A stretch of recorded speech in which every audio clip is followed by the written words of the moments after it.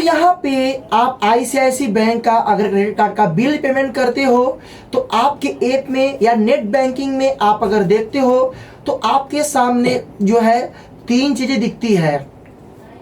जो पहली चीज़ें हैं वो है आपका टोटल अमाउंट ड्यू, और जो दूसरी चीज़ें हैं वो है करंट आउटस्टैंडिंग, और जो तीसरी है आपका अवेलेबल लिमिट, आपका लिमिट कितना बचा है।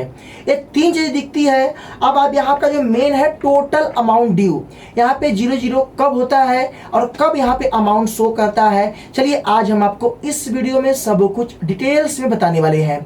तो मेरा आपसे रिक्वेस्ट है कि वीडियो को लाइक करके सपोर्ट कर देना। अगर आप चैनल पर नए आए हैं, चैनल को सब्सक्राइब के बेल आइकन को ऑन कर देना। सो आपका जब भी बिल बनेगा तो मतलब कि आपका जो करंट आउटस्टैंडिंग है, मतलब कि आपके करंट आउटस्टैंडिंग में टोटल, जैसे कि आपने ये कितना खर्च किया है, कितना ईएमआई किया है, कितना आपके ऊपर पैसा इस समय कर्ज है, आपके करंट आउटस्टैंडिंग में टोटल शो करेगा। आपने जितना अमाउंट कन्वर्ट किया है, आपने जो कुछ किया है वो आपका टोटल आपका करंट आउटस्टैंडिंग में शो करेगा।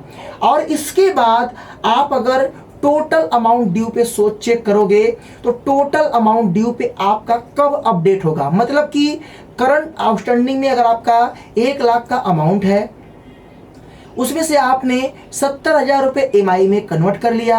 अब 30,000 का जो बिल बनेगा तो 30,000 का जो बिल है वो आपका टोटल अमाउंट ड्यू पे जाके वहाँ पे शो करेगा। जब आपका बिल बनेगा तो जैसे आप जितना जितना पैसा पे करोगे, टोटल अमाउंट ड्यू का जो ऑप्शन है वहाँ से आपका वो माइनस हो जाएगा, और जितना वो माइनस होगा उतना आपका करंट आउटस्टैंडिंग माइनस होगा, और आपका जो अवेलेबल क्रेडिट लिमिट आपको एक शो करता ऑप्शन वो आपका बढ़ेगा, मतलब कि वो आपका अवेलेबल क्रेडिट लिमिट बढ़ेगा, और करंट आउटस्टैंडिंग जो आपका है वो जो है आपका घटेगा। साथ में टोटल अमाउंट ड्यू जो है वहाँ पे आपका जितना आप अमाउंट पे करते हो उतना आपका 00 वहाँ पे बनता जाएगा, मतलब कि आपका जो बिल बनेगा वो टोटल अमाउंट ड्यू पे आपका अपडेट कर दिया जाएगा, मतलब कि आपका बिल इतना बना है, टोटल अमाउंट ड्यू आपको इतना पे करना है, और जो करंट आउटस्टैंडिंग है, करंट आउटस्टैंडिंग का मतलब है कि आपका जो बिल बना है वो भी उसी में शो करेगा,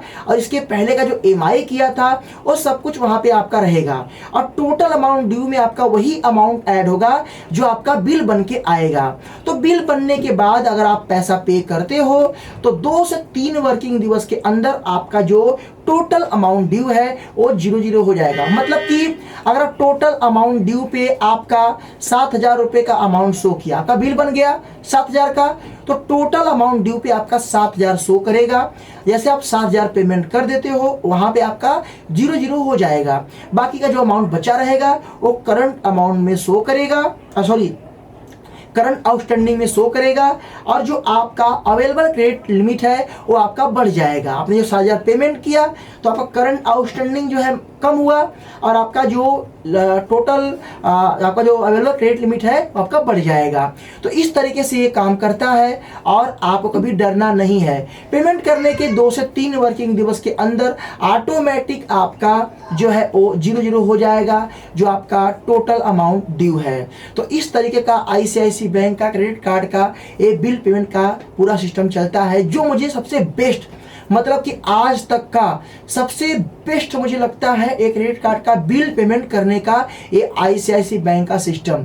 इसमें एक नादान इंसान भी समझ जाएगा इसका सिस्टम अगर देखेगा तो। बाकी औरों में मुझे थोड़ा से शिकायत लगती है, पेमेंट कर दो, कुछ लोग बोलते हैं मेरे में 00 शो नहीं कर रहा है, तो कुछ लोग टेंशन में आते हैं, भाई मैंने तो पेमेंट कर दिया, आखिरकार ये 00 शो क्यों नहीं कर रहा है, आपका बिल पैड हो गया है, बट वो 00 HDFC बैंक है, चेक करोगे वो 00 शो नहीं करेगा।